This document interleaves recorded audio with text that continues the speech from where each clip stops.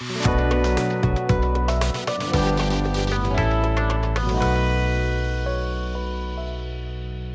అండి. నా పేరు డాక్టర్ ఆర్ఎంపి శెట్టి. జ్యోతిష్ శాస్త్ర విభాగంలో గత కొన్ని సంవత్సరాలుగా అనేక విషయాలు మీకు తెలుపుతూ వస్తున్నాను. మీరు చూస్తున్నారు, అనుసరిస్తున్నారు, లాభపడ్డారు, చాలా సంతోషంగా ఉంది. అయితే ఇప్పుడు చెప్పే ముఖ్యమైనటువంటి విశేషం ఏమిటంటే, మీనరాశి వారికి మరి విశ్వావసు నామ సంవత్సరం 30వ తేదీ మార్చి 2025 నుండి ఉగాది లగాయితూ మనకి విశ్వావసు నామ సంవత్సరం, నూతన సంవత్సరం ప్రారంభమవుతుంది. ఈ నూతన సంవత్సరంలో మరి మీనరాశి వారికి సంవత్సర ఫలితం ఎలా ఉంటుంది అనేటువంటి విషయం తెలియజేస్తున్నాను. జాగ్రత్తగా వినండి.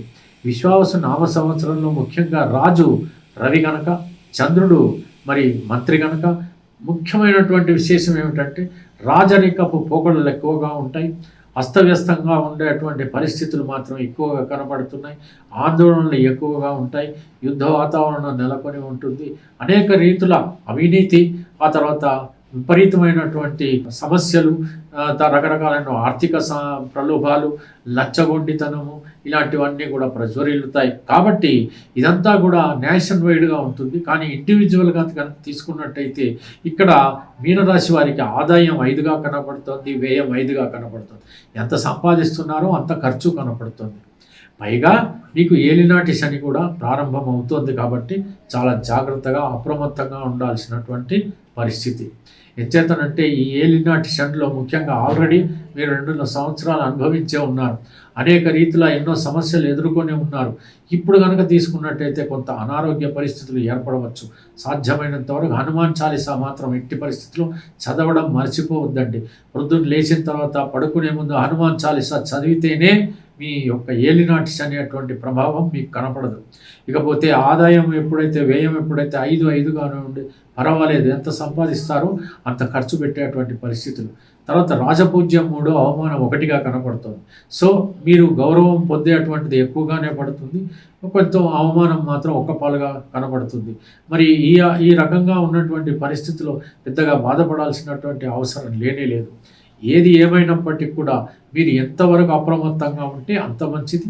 కృషితో నాస్తి దుర్భిక్షం. కాబట్టి కృషి చేస్తూ ఆ యొక్క హనుమాన్ చాలీసా చదువుతూ మీరు ఒక్కొక్క అడుగు ముందుకు వేస్తూ పోతూ ఉంటే ఉత్సాహం మీలోనే కలుగుతుంది. తప్పకుండా దైవశక్తి పెరుగుతుంది. మీలో అనేక రకాలైనటువంటి ఫలితాలు, చాలా శుభకరంగా ఉండేటువంటి పరిస్థితులు కూడా ఏర్పడతాయి. తెలిసింది కదా. పోతే ఏప్రిల్ మాసంలో కనుక తీసుకుందాం. ఇక్కడ ఏమవుతుందనంటే, మరి ఈ ఇంట్లో వాతావరణం బాగానే ఉంది. ఎందుకంటే దంపతుల మధ్య సఖ్యత ఉండాలి కాబట్టి ఆ విషయం బాగానే ఉంది. అనారోగ్య పరిస్థితులు కూడా బాగానే ఉంటాయి. ఆ తర్వాత భాగ్య పరిస్థితి బాగానే ఉంది, లాభ పరిస్థితి బాగానే ఉంది. సో ఈ రకంగా తీసుకున్నట్టయితే అనుకూలమైనటువంటి వాతావరణంగానే ఏప్రిల్ మాసం అంతా మనకు కనపడుతుంది అని మనం చెప్పాలి. ఆ తర్వాత కనుక మే మాసంలో కనుక తీసుకున్నట్టయితే ఇంచుమించు పరిస్థితులు అలాగా ఉంటాయి. ధైర్యం ఇనుమడిస్తుంది. ఆ తర్వాత వచ్చేసి దంపతుల మధ్యన సఖ్యత బాగా ఉంటుంది. వృత్తిపరంగా చాలా అద్భుతంగా ఉంటుంది అని మనం చెప్పచ్చు. ఇకపోతే జూన్ మాసంలో కనుక తీసుకున్నట్టయితే అనారోగ్య పరిస్థితులు కూడా సర్దుకుంటాయి. తప్పకుండా ఆరోగ్యవంతులయ్యేటువంటి పరిస్థితులు ఏర్పడతాయి. ఆ తర్వాత కొత్తగా ఉద్యోగాలు దొరికేటువంటి పరిస్థితి ఏర్పడుతుంది. ఆ తర్వాత వ్యయం అనేటువంటిది శుభకరంగా ఉంటుంది, అశుభకరంగా మాత్రం ఉండదు. ఇక జూలై మాసంలో కనుక తీసుకున్నట్టయితే ఇంచుమించు ఈ యొక్క జూన్ మాసంలో లాగానే ఉంటుంది. ఆ తర్వాత ఆగస్టు మాసంలో ఆరోగ్యం కుదుటపడుతుంది. కర్తవ్య నిర్వహణ బాగానే ఉంటుంది. అనవసరమైనటువంటి వృధా ఖర్చులు మాత్రం పెట్టకుండా ఉండేటువంటి పరిస్థితులు ఏర్పడతాయి. మరి సెప్టెంబర్ మాసంలో కూడా అట్లాంటి పరిస్థితులే ఉంటాయి. కాబట్టి మరి అక్టోబర్ మాసం తీసుకుందాం. అక్టోబర్ మాసంలో ఏమిటంటే వృత్తిపరమైనటువంటి ఏదైనా ప్రమోషన్లు కానీ, ఇంక్రిమెంట్లు కానీ, ట్రాన్స్ఫర్లు కానీ దానికి జరిగేటువంటి అవకాశం కనపడుతుంది. ఆరోగ్యం కుదుటపడుతుంది. పెద్దల ఆశీర్వదించేటువంటి పరిస్థితులు ఏర్పడతాయి. వ్యయం అనేటువంటి ఏదైతే పెళ్ళిళ్ళు జరుగుతాయి, లేకపోతే ఏదైనా శుభకార్యాలకు ఖర్చు పెట్టేటువంటి పరిస్థితులు, ఇవన్నీ కూడా మీకు కనబడతాయి. ఆ తర్వాత నవంబర్ మాసంలో కనుక తీసుకున్నట్టయితే భాగ్యస్థితి బాగుంది, లాభస్థితి బాగుంది, ఆరోగ్య పరిస్థితులు కూడా బాగా ఉన్నాయి. మీలో ఒక ఉత్సాహము, ప్రోత్సాహం కలుగుతుంది. నూతన వ్యాపారాలు ప్రారంభించాలనే అభిలాష పెరుగుతుంది. ఆ తర్వాత మళ్ళీ డిసెంబర్ మాసంలో కనుక తీసుకున్నట్టయితే ధైర్యము, సాహసం పెరుగుతాయి. ఏదన్నా ముందు అడుగులు వేసేటువంటి పరిస్థితి ఏర్పడుతుంది. ఇంట్లో వాతావరణం కూడా ప్రశాంతంగా ఉంటుంది. ఉద్యోగ రీత్యా కానీ, వ్యాపార రీత్యా కానీ ప్రోత్సాహకరంగా ఉంటుంది అని మనం చెప్పవచ్చు.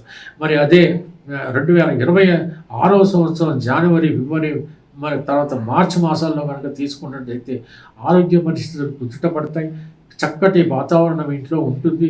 ఆ తర్వాత ఉద్యోగ పరిస్థితులు బాగుంటాయి. మరి అనేక రకాలైనటువంటి నూతన వ్యాపారాలు ప్రారంభించేటువంటి అవకాశాలు కలుగుతాయి. అర్థవంతమైనటువంటి ఖర్చులు కూడా ఉంటాయి. ఓ రకంగా కనుక తీసుకున్నట్టే ఓవరాల్గా సంవత్సరం అంతా కూడా ఏమి పెద్దగా బాధ లేదు. కానీ ఏలినాటి శని కనుక ఖచ్చితంగా మీ జాతకాన్ని ఒక్కసారి పరిశీలించుకోండి.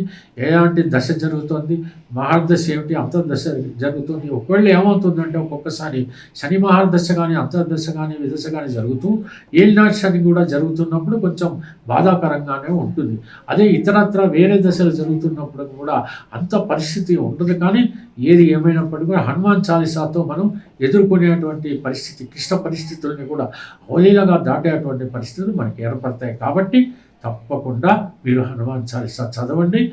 అనేక రకాలైనటువంటి ఆరోగ్యవంతమైనటువంటి జీవితాన్ని మీరు గడపండి. తెలిసింది కదా. సెలవు, మరి ఉంటాను. నమస్కారం.